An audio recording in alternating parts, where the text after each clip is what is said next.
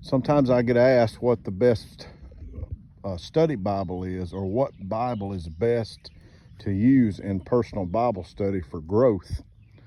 And I think for me that I have really gleaned off of a couple of different ones, and that would be the New American Standard as well as the ESV.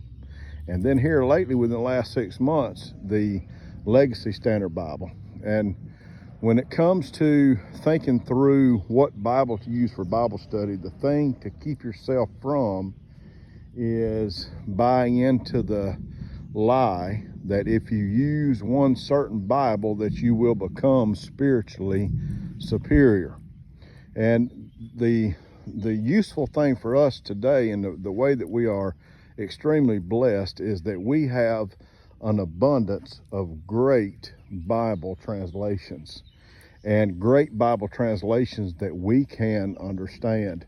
I recently heard a Bible teacher who was teaching with one of the Bibles, and he had to keep defining what the words were. Beloved, if you have to define as you read your scriptures, and if you have to look up in a dictionary what the words are meaning, you should consider finding a more up-to-date English version of the Bible. For instance, I preached for years from the King James, but yet the King James, because of the usage of the English that we no longer use today, or we don't speak in those the same words. For instance, a word that Ephesians uses, and that's the word quickened. Now, I love that word quickened, but if I'm honest, that word quickened by many people would have no idea what that means.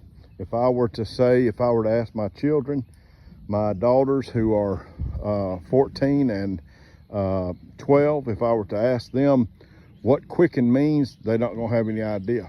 But if I ask them what made alive means, they're gonna know exactly what that is. So whatever Bible you use to study by, just make sure that you can understand the words of the Bible. Again, I would recommend the ESV, the Legacy Standard, or the New American Standard. There's absolutely nothing wrong with the King James.